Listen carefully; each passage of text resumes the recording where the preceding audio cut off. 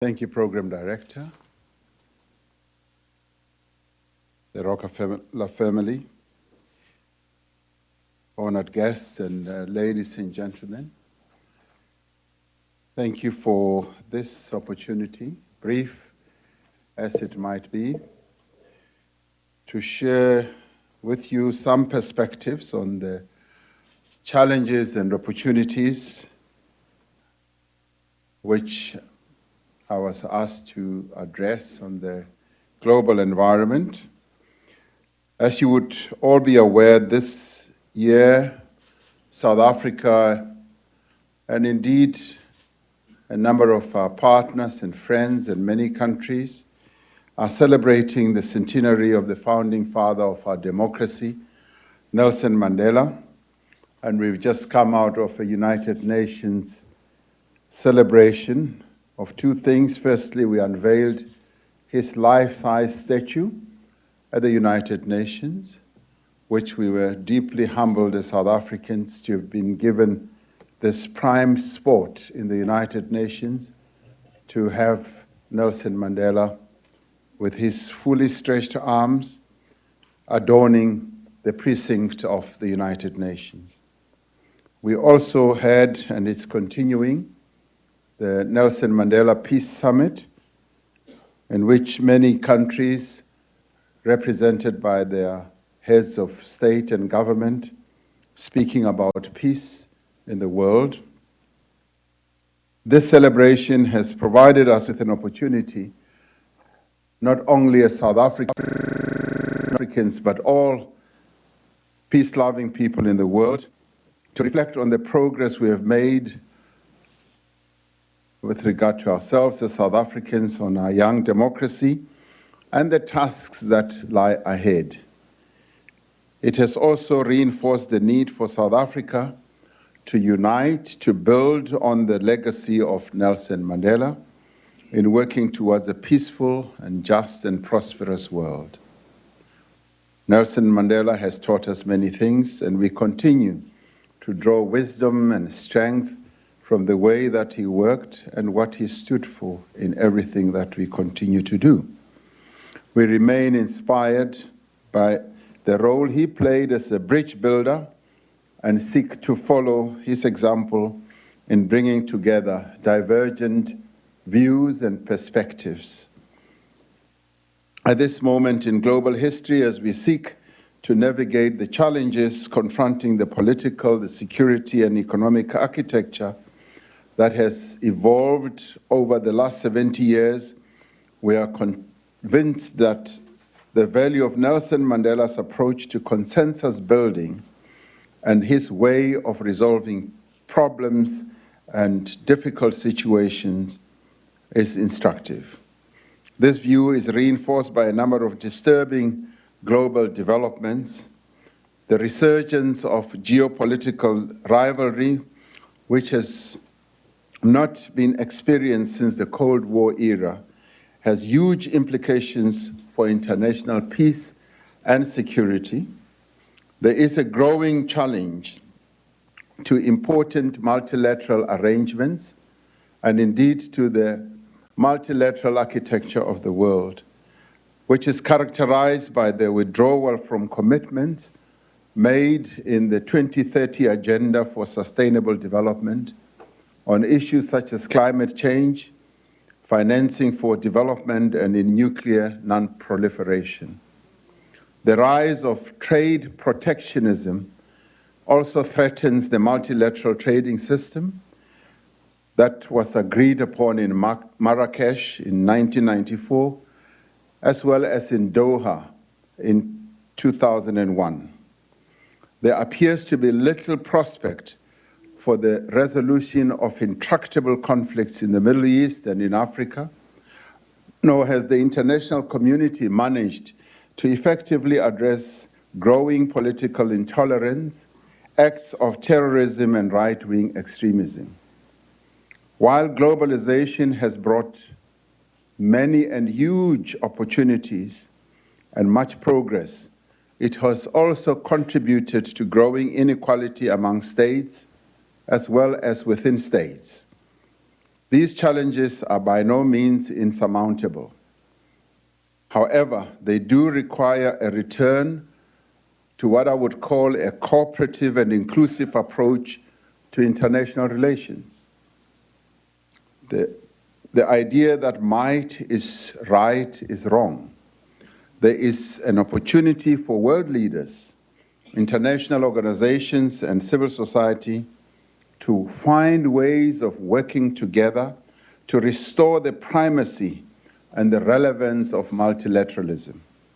At the same time, we need to emphasize the importance of a more proactive approach to the maintenance of international peace and security. We can do that by paying particular attention to preventative diplomacy, which should be supported through closer coordination and partnership between the United Nations and regional organizations such as the African Union in the case of Africa, our continent. We need to strengthen the rules-based international trading system and move with speed to transform other multilateral institutions and global governance structures to be in line with the current realities of the 21st century. This should include reform of the UN Security Council, which is limited in its ability to respond to current security challenges by virtue of its structure and its composition and relative lack of accountability. For the global development agenda to succeed, we have to ensure the full implementation of the 2030 Agenda for Sustainable Development and its means of implementation, the Climate Change Paris Agreement, and the Addis Ababa Action Agenda on Financing for Development. To do so, we need to build meaningful partnerships between UN member states, international organizations, civil society, and the private sector. I've just come out of a meeting of the Global Compact, the UN Global Compact, where more than 10,000 private sector organizations have signed up to be part of the Global Compact. It's wonderful to see how the private sector has signed up to assist the achievement of sustainable development goals. As South Africa, we are determined to use every means at our disposal, including our participation in global forums, to advance the African Union's Agenda 2063 and to consolidate regional integration. We are working together with our fellow African countries to establish the Continental Free Trade Area, which would fundamentally transform Africa's economies and consolidate the continent's position in the global trading system. This dream of a single African market for goods and services has been made possible by sustained economic growth that many African countries have experienced over the past few years. They have also experienced greater political stability over the past few years, and we're now beginning to look forward to the dividend of peace and the dividend of having a common market. Despite the progress, however, there are still areas where instability and conflict on our continent continue to cause great misery and hardship to ordinary people. We are still confronting challenges in places like South Sudan, the Democratic Republic of Congo, the Central African Republic, and areas on the Great Lakes, and a number of other countries in the Sahel region. South Africa will continue to play its part in conflict resolutions in these areas and in combating threats to regional and international peace and security. South Africa will take up a non-permanent seat on the Security Council from next year to December 2020. We will dedicate our tenure on the Security Council to continue the legacy of Nelson Mandela, whose values of peace, reconciliation, and respect continues to inspire Africa and indeed the whole world. In line with the philosophy and practice of the Mandela years, South Africa continues to seek warm fraternal relations and strong economic ties with all countries of the world, regardless of size, influence, or alignment. We remain firmly committed to rules-based multilateralism as the most sustainable and effective approach to the management of international relations. And we will continue to advocate for the needs and interests of developing countries to be placed at the top of the international agenda. And we will continue also to advocate that South-South relations should be strengthened and should be advanced as we seek all countries to develop and to prosper. I thank you.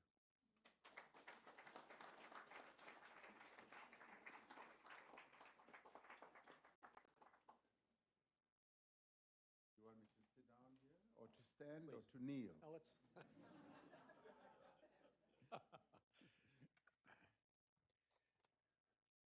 You know, this isn't particularly a business audience, or necessarily certainly entirely one, but there's probably nothing more reassuring to business people than to have the newly minted leader of a major country like South Africa come here and talk about dividend policy. So that was very welcome.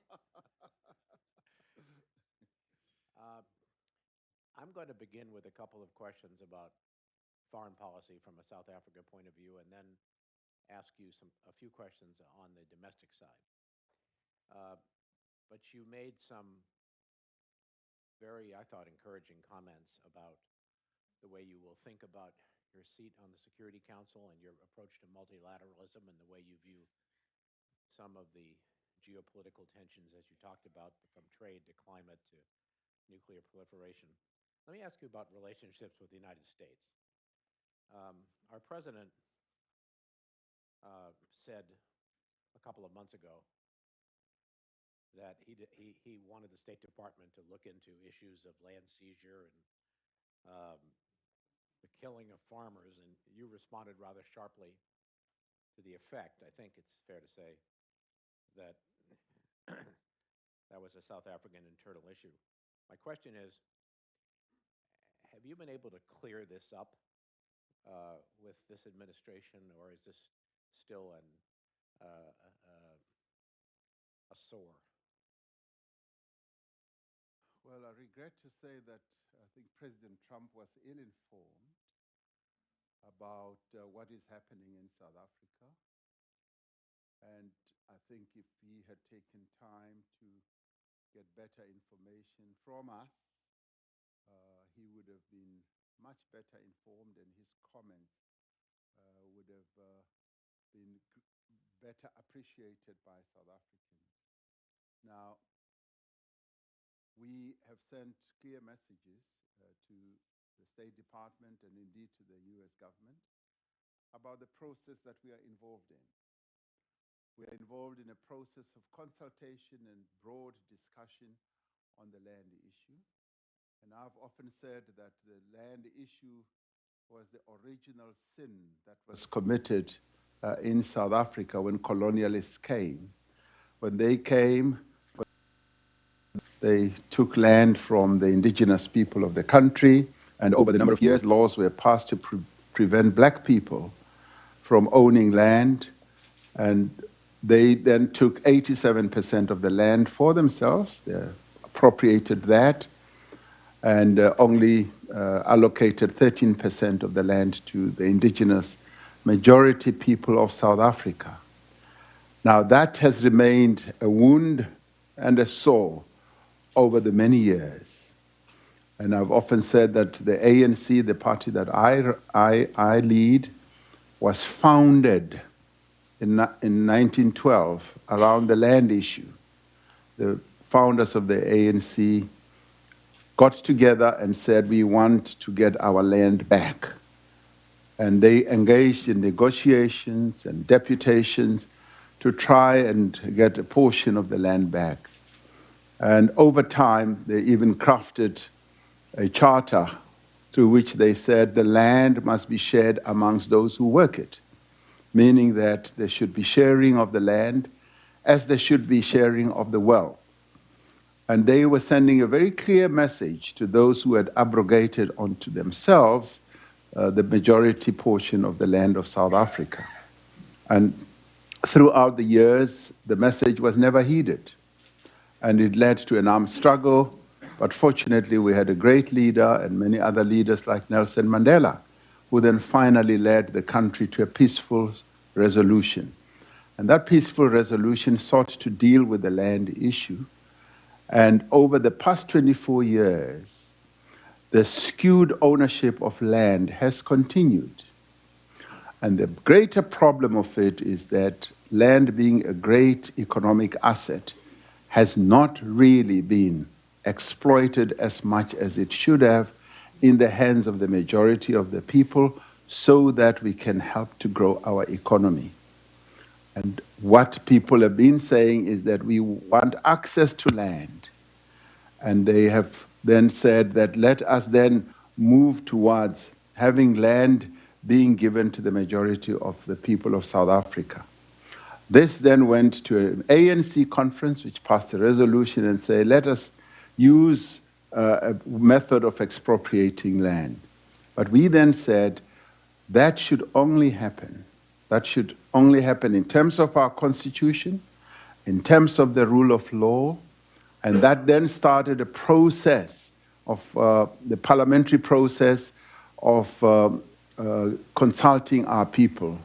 Up to now, we've had 650,000 submissions and proposals that are now being currently considered by our parliament.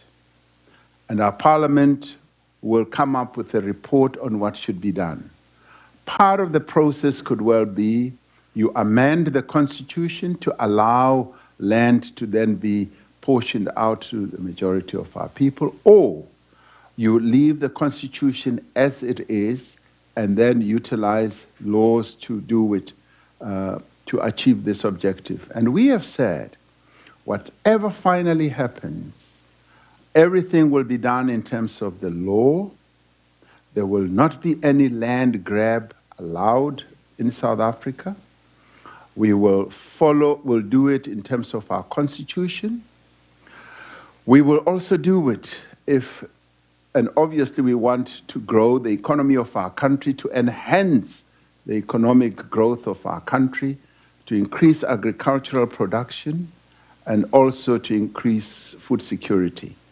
And part of it is also to enable people to get pieces of land to build their houses, because in the apartheid years, that too was prevented. People were not allowed to live wherever they wanted. So what we are involved in is a wholesome process where we are listening to all our people. And some of the proposals that are coming forward are most exciting proposals. A number of companies that own land are coming forward and saying, we want to give land away. We realize the injustice that was done in the past. We would like to participate in the resolution of this problem, so we have huge tracts of land to give away. We've got state-owned enterprises that are also going to be able to give land away. The state also owns land that is also going to be in the port of giving land away to our people. So we've got a number of solutions that are now coming to the fore. And with that, and forgive me for taking one more minute, with that we believe that a solution is in hand. Now, we are doing all this relying on what I call our South African DNA. The DNA that is inbuilt in the way we do things is that which we were taught by Nelson Mandela. Nelson Mandela taught us that rather than resolve problems, however intractable they might be, through war, violence, resolve them through talking to one another. And we were able to resolve the apartheid nightmare through which many people thought was intractable. We were able to resolve it by talking to one another, and we found a solution. Similarly, on this question of land, which, by the way, reared its head in 1996 when we drafted our constitution, we were then able to find a solution, and that solution has been found not to have been thorough enough. And now we are seeking to find a better way to resolve this problem. And I can assure you, we are going to find a solution. We are going to put this problem to bed. We're largely going to be able to do so because proposals are coming to the fore, the bag full of proposals from a number of people, including landowners, including white landowners, who say we want to be part of the solution because we realize that this must be solved to secure stability for the country going forward.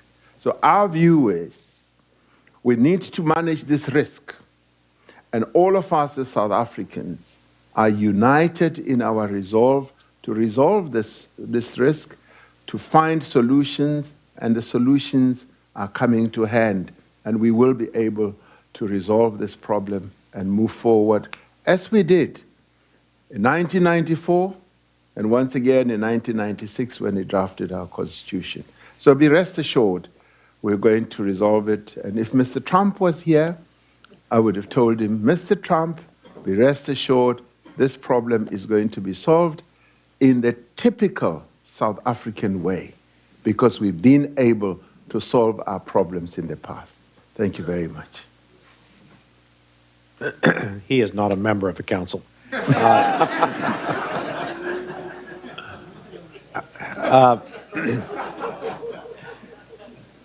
Theoretically, my time as questioner is already almost up, but let me turn the question my attention to a couple of domestic issues, and let me start with the economy. Yes. Just this past Friday, you unveiled a 7-part economic stimulus program. Yeah. And obviously an important step from the point of view of your administration. Step back for a moment and tell us how you view the South African economy right now. It appears to be in recession. What do you think it takes to get the South African economy growing at a level that you'd like, including the way this stimulus program will work? And just walk us through that if you would. Well, when we got into power, we inherited an economy which was structurally aligned towards serving the interests of a minority. The majority of the people of South Africa were not owners, controllers, or managers of the economy. So you had an economy that was skewed from a structural point of view towards serving just a minority. And the majority of people were just like bystanders, if not bystanders, just laborers. And it was constructed in that way for a particular purpose. The purpose was to perpetuate white minority control. And when we got into office, we sought to manage this economy, and we managed it in a way where we said, we are going to transform the economy. We're going to transform it so that the economy serves the interests of all the people of South Africa. We are going to try to promote black economic empowerment so that black people should feel that they are participants in the economy, they own the economy as well, and they also get into leadership and management roles in the economy. That has been proceeding, but at the same time, the structure of our economy has proceeded in a way where even the IMF, looking at our economy, said this economy is dominated. The dominance of the major corporations in this economy impedes it from operating at its maximum level, because the concentration of ownership and control is just quite big. And it is an economy that was structured in a way where it was more extractive. It was based more on the extraction of minerals and selling minerals to international customers. And so it was based more on the minerals extraction type of complex.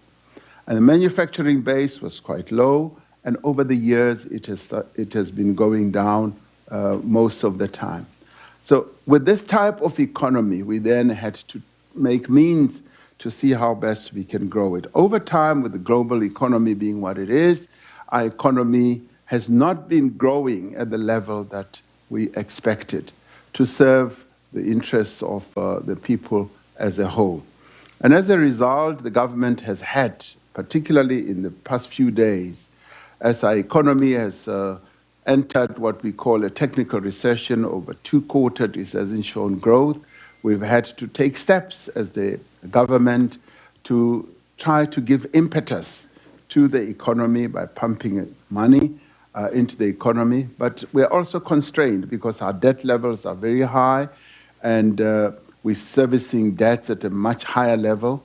And so our borrowing capacity is quite limited.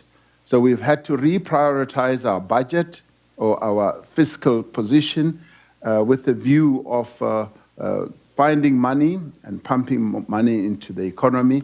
But we've also come up with an innovative idea of focusing on infrastructure as being one of the key drivers of our economy. So we're going to be setting up an infrastructure fund in which we will pump up to 400 billion rand to inject growth in the economy.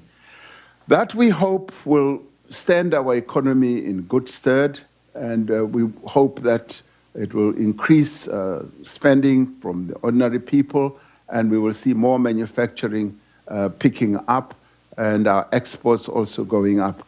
Our position, the strength of the rand has also been a bit of a problem, and with the increase in the oil price, our position has not been greatly improved. But with the measures that we have put in place now, we are hoping that we will be able to return our economy to growth. At the same time, we will continue with the restructuring of our economy to enable black people to become active participants in the economy of our country. A question about corruption. You've talked about corruption regularly, and I watched an interview you gave just after announcing your stimulus program, in which you talked about it again as an impediment at a lot of levels to South African progress. How do you think you can make changes in that? Well, we've been beset by corruption quite extensively over the past few years. Corruption started seeping into our body politic, in our state-owned enterprises and a number of other government institutions.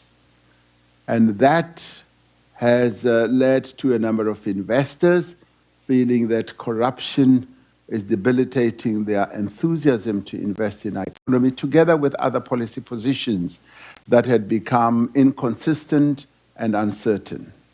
And we've now started, as part of this stimulus process, to reform, to embark on a number of reforms that are going to have an impact on our policy positions to make them more certain and more consistent, to be able to attract investment into our economy. But the other major issue that we've embarked on is to clean up state-owned enterprises. State-owned enterprises account for about 30% of the economy of our country, and a number of them have been subjected to a number of malpractices and corrupt activities that were being perpetrated in quite a number of them at management level and at board level. So we're cleaning that up. We're changing boards where it is necessary, and we're removing those managers who have been complicit in all this, and they are going to be charged, and they are going to have to be accountable through our criminal justice system. So cleaning up our institutions is part of a major project that we have embarked upon, which we hope and trust and believe is going to reposition our country, particularly our economy, in a way where we will become much more attractive to investors. And that is a process that I, as president, am firmly focused on, to ensure that those who are complicit should be accountable, and those who are found to have done wrong should be able to face the might of the law. Once we clean up our act in a number of state-owned enterprises, as well as government departments, I think that will reposition South Africa. It will make South Africa much more as an investment destination. We are going to be moving to an investment conference in October, where we are hoping to raise $100 billion over a 5-year period. And this is the story that we are going to put forward. We're going to put forward a story of South Africa that is reforming, a story of South Africa that is being repositioned as to be able to be attractive once again to not only the international investing community, but also to the South African investing community, because a number of our own corporates had stopped investing or had gone slow on investing, and that repositioning effect is going to make South Africa much more attractive for investment. So we are focused on cleaning up, repositioning our country and our economy. And by the way, let me say one other thing. The corruption has not only been the preserve of the public sector, it's not only been the preserve of government, state-owned enterprises, or government institutions. We've also found quite a lot of corruption in our corporates. A number of international companies have been complicit in the corruption that has permeated a number of our state-owned enterprises and our economy, and some of them have been involved in gigantic scandals of corruption that have led, I'm sad to say, to billions of rands being lost to pension funds, to insurance companies, and that has actually been quite a horrendous story that our country has gone through. So our Cleanup Act is both at public sector level as well as private sector level. And in the next few months, I'm sure that our criminal justice system is going to be very busy in dealing with this matter. At the moment, we've got a commission of inquiry, that's what we call it in our country. It's an investigation body that is busy dealing with what we call state capture, where certain individuals and certain companies sought to capture the state and perpetrate their corrupt activities. So it is investigating all that and bringing it to the fore. And thanks to the existence of a free press in our country, we've been able to benefit from their investigative journalism, which has brought all this to the fore. And with this, I think we're going to be able to clean up our act as a country and move forward with greater determination, knowing that we've dealt with the problems that have debilitated growth in our country. Thank you. One last question from me before opening up to questions from the members. You're also president of the ANC. Yes.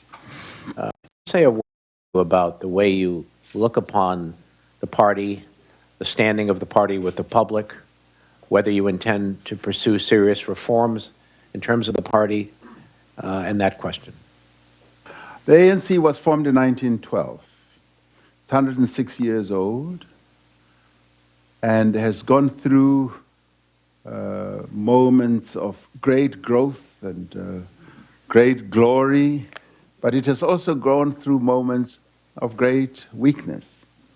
We've just emerged from a conference, the 54th conference of the ANC, where I was elected together with my colleagues, where the ANC admitted that over the past few years, it had lost quite a lot of its positioning, in the sense where it had become distant from the people, where people had lost confidence in it.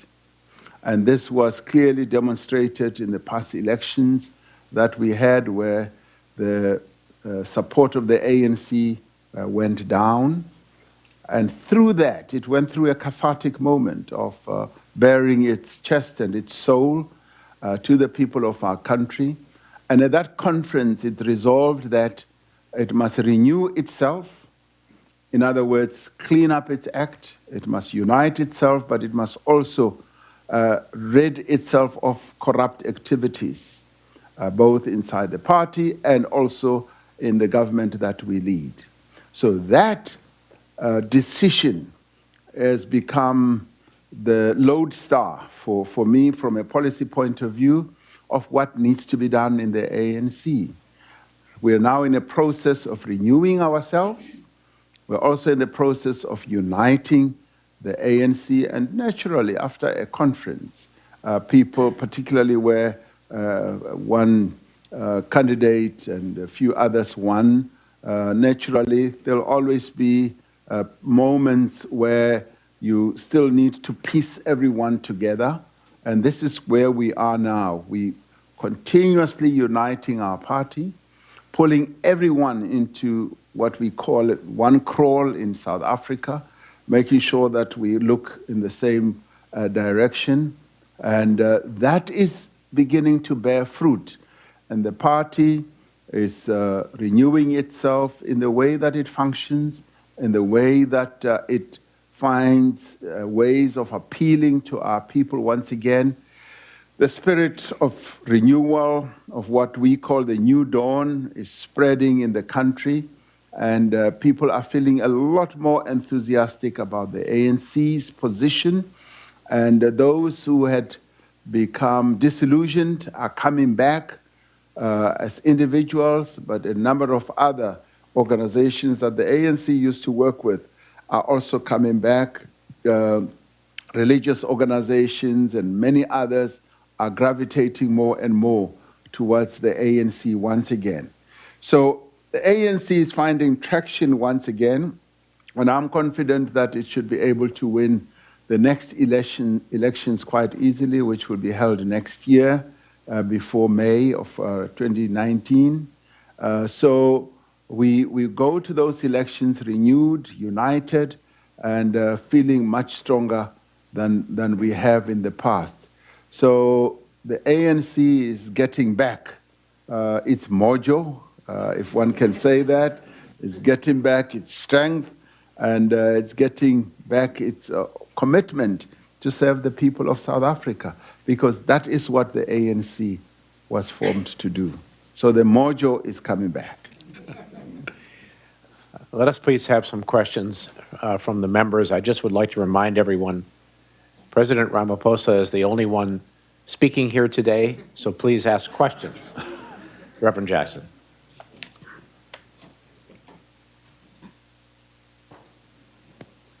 I think it's fair to say that because we're leadership in constituent labor in the height of South Africa's crisis, your own integrity and abilities is a breath of fresh air for the country, and we all thank you very much for those committed to the proposition. Secondly, how long will peace without the land issue being resolved be possible?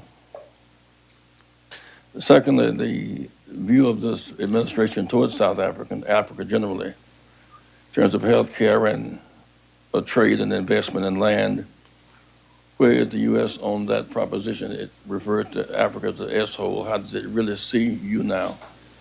And lastly, out of the South African part of it,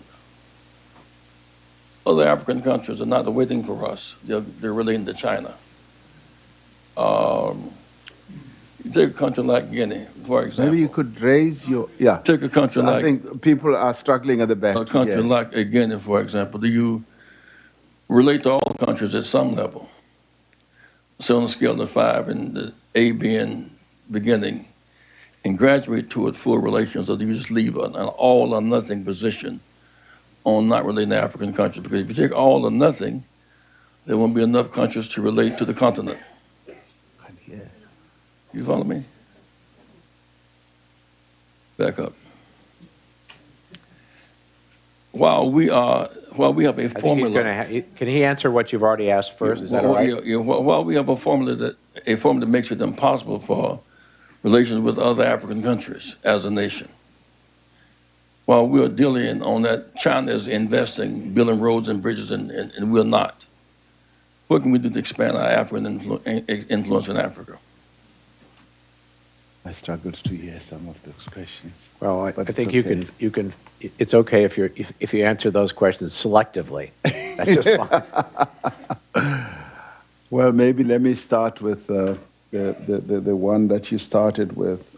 How long will peace continue without the land question being resolved? It is imperative that the land issue be addressed and be resolved. I have no doubt in my mind that we will be able to resolve this question, and we will come out with a solution that could lead to win-win outcomes for all, for current landowners and for those who do not have land. Just as we did when we resolved the apartheid problem, because we resolved it between those who had the vote and those who did not have the vote. We were able to resolve it and find a practical solution. Similarly, on this one, given, as I was saying, the number of proposals that are coming to the fore, the solutions, to me, are beginning to become more apparent. And I'm also encouraged and guided by what was set out in our Freedom Charter. The Freedom Charter, which, as I said, was the lodestar document that got us to prosecute the struggle as we did, said on the land issue, the land shall be shared amongst those who work it, period. And this is going to help inform the approach that we are also going to have on the land question. And the solutions that are being put forward by a number of South Africans. And let me immediately say, there hasn't been an issue that has involved and evoked such a broad spectrum debate in South Africa since 1994, when we crafted our constitution. When we crafted our constitution, we went around the country and got submissions from 1.2 million South Africans who contributed to what our constitution is today. And today we've had 650,000 South Africans who have contributed to a possible solution to this. And already I can see a solution on the horizon because the determination of many South Africans is there. So can there be stability without resolving the land question? That is the real question. We all want stability. We all want progress in our country, collectively as South Africans. And that stands out as the most important issue that all are seeking to achieve. So in order for us to achieve that stability, we've got to resolve this problem. And we are going to resolve it without any doubt. And once we do so, we will then be able to embark on a land reform project that is going to be all-encompassing. And maybe you can pause for a while and remember in your history studies that land has always been a big challenge in many, many countries around the world. Wars have been fought around land. People have died on the land issue. And what we are seeking to do is to find a happy medium that is going to avoid all those horrible outcomes. And we will do it. We are South Africans. We are Nelson Mandela's children, we will do it in the way that he guided us and taught us to find a solution that has been a lasting solution over the past 24 years. It has held together. The democracy that he bequeathed us has held together, and this too we will find a solution for, and we will be able to chart a way forward. On the issue, as I heard it, Reverend Jackson, the issue of the Chinese coming into Africa and all that, and yes, we are members of BRICS. BRICS is composed with Brazil, China, Russia, and India, and South Africa. We the smallest in all these big, important countries, and we are treated as an equal partner. We participate together, and China clearly has embraced Africa in a way where it says we want to contribute to your growth, but obviously as a country they also want to trade with Africa. They want to spread their goods in Africa, and as they do so, as African countries, we have to deal with China in a way where we are equals. And China has insisted that, yes, we would like to deal with all of you as equals. But at the same time, there are quite a number of other countries that have dealings with Africa. A number of countries hold forums and conferences with African countries and bring them all together. The UK does, France does, and a number of others. And so Africa, as a growing continent, clearly, in dealing with its various partners, has to advance its own interests, but advancing its own interests without sacrificing its own sovereignty. Various countries, in dealing with any country in the world, would love not to sacrifice their own sovereignty. Certainly, that is the case with us as South Africans. In whatever we do from a foreign policy point of view, we seek to protect our interests and to advance those interests and not to sacrifice our sovereignty. So we're going to be very careful in dealing with any country in the world, but if it leads to us progressing, developing, and we do so on an equal basis, then of course we are prepared to have dealings with such countries and trade with them and invest in each other's economies and all that. Yes, ma'am.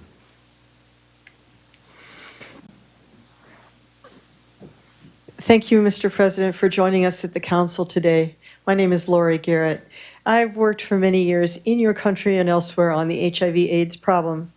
And I know that your country is committed to trying to be independent of external funding to tackle HIV/AIDS. But you also have the highest rate of HIV infection on the planet and a youth culture that is getting younger and younger, and a rising tide of drug-resistant HIV that's like a ticking clock. So can you make that deadline? Can you beat that disease? Can you have a generation come up without HIV? Yes, we carry the biggest and the highest burden of HIV prevalence in the world, unfortunately. The fortunate thing is that we've got partners in the world who are assisting us to tackle this challenge. And the US is one of those partners that we have. A number of other institutions in the US also help us. The Bill Gates and Melinda Gates Foundation help us. The Global Fund also helps us, and the US government also helps us. And a number of other partners in Europe and indeed also on the continent. They are assisting us to tackle this. And recently, we found that the infection rate has started to plateau and is going down. And largely because of the assistance and the support that we are getting from our partners in terms of spreading the prevention message, in terms of treatment as well. We've got some 4.3 million people on antiretrovirals currently, the largest program in the world. The infection rate in our country is much higher than that, and we're seeking to get more and more of South Africans to get on treatment. But the good thing, as I was saying, the infection rate is going down. And we're focusing on the youth, that the youth should be more conscious and aware of the dangers of HIV, the disease. And we're seeing some progress in that regard. When it comes to drug resistance, we're also beginning to pioneer in the way of research, and a number of our scientists are leading vaccine development as well as treatment development. Of course, we're also benefiting from our collaboration with other scientists and developers in the world. So we've always seen the HIV challenge as being a global one. The UN helps us, the World Health Organization helps us, the UN AIDS system also helps us. It has to be seen as a global challenge, and we are enjoying the assistance, or welcoming rather the assistance that we are getting.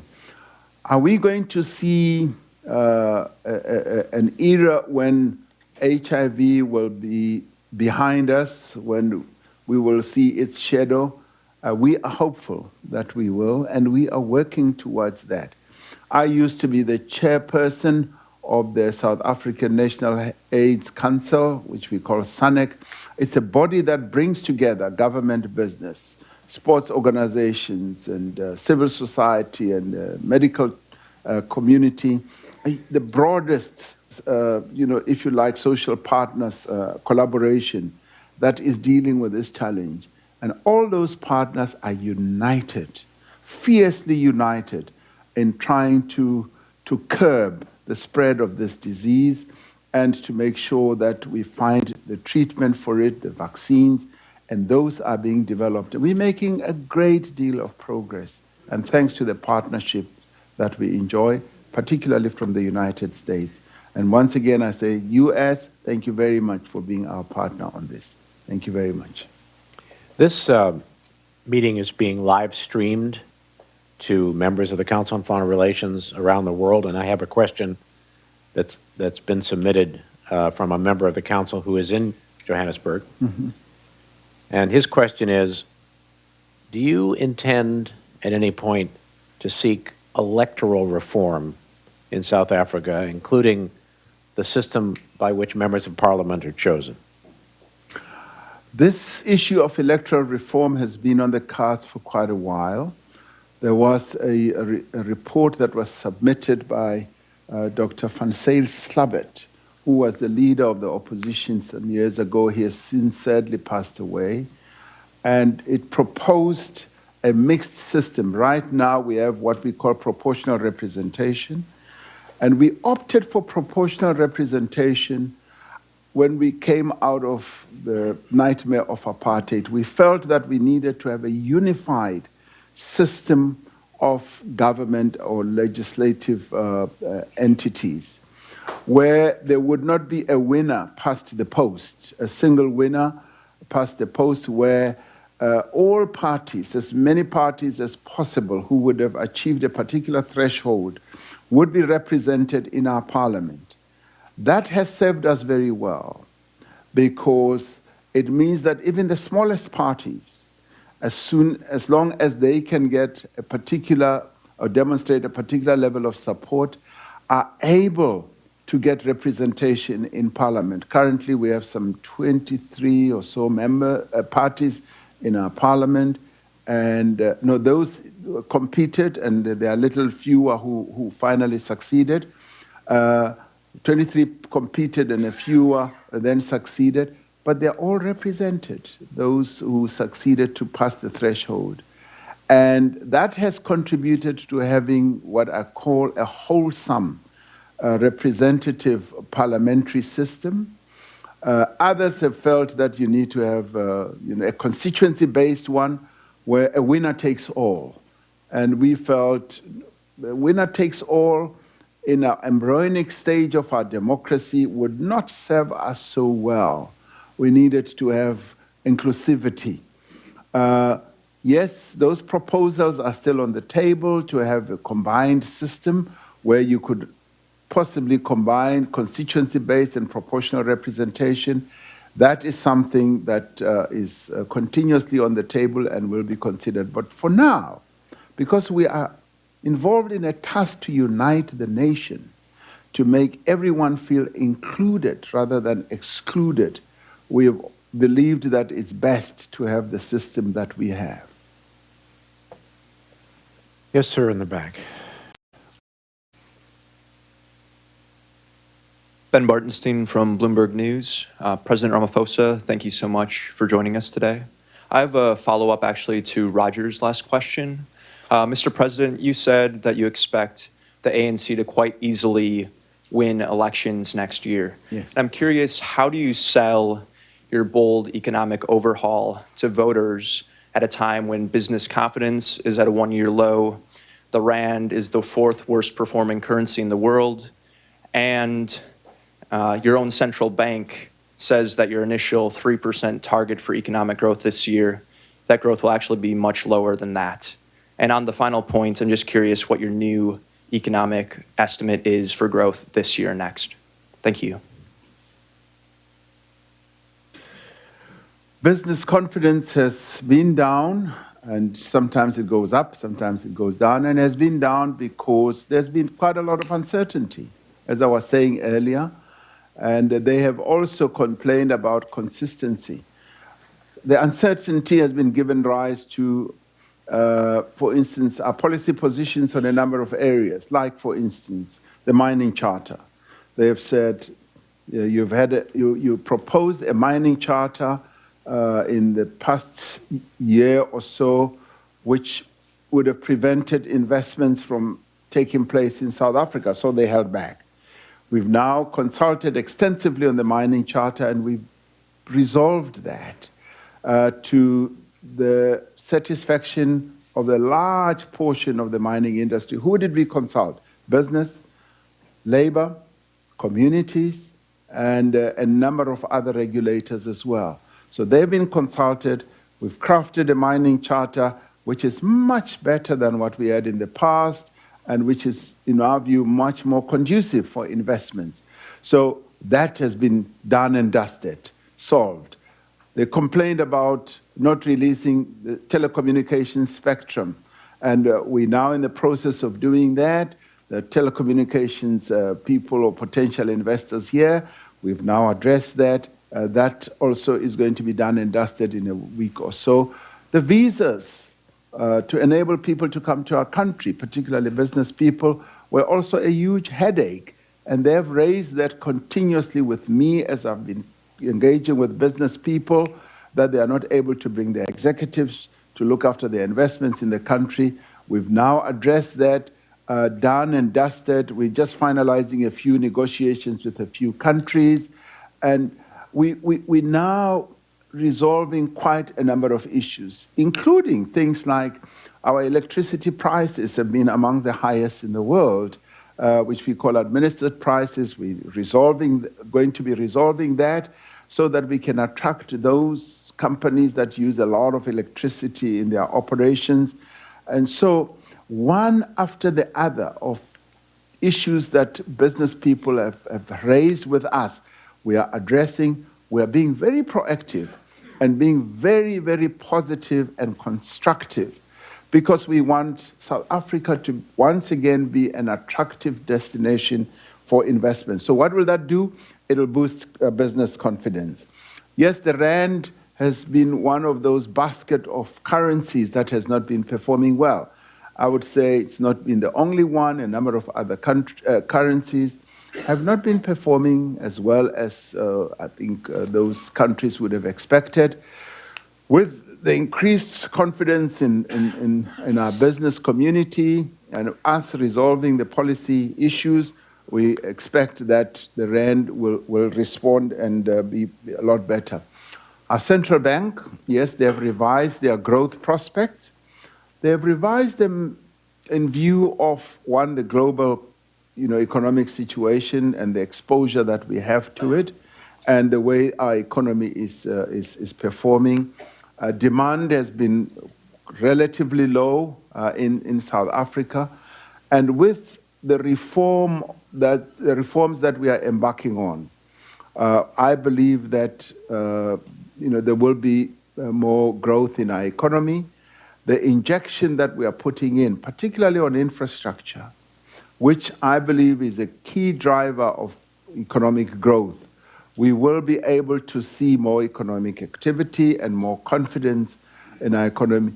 And the other important part is that the reforms or the stimulus that we've put out is not only aimed at your hardcore issues, they are also aimed at impacting on the social life of people. For instance, we are focusing on how our local government is run and the infrastructure projects, how they are manifested at local government level. So all that is going to contribute to strengthening our economy. Am I able to give you an estimate now on how the economy will perform? No, not today. Try me next week. Maybe I'll be able to give you. It's my duty as moderator to end this meeting on time, and we've already run over. I apologize to everyone who wanted to ask questions and wasn't able to. But please join me in thanking President Ramaphosa for being with us today.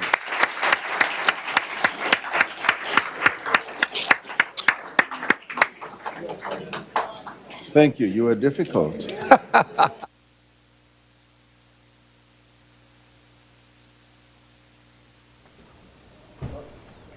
President Cyril Ramaphosa certainly would not have escaped without being questioned about the contentious land issue in South Africa. That is after a question posed by United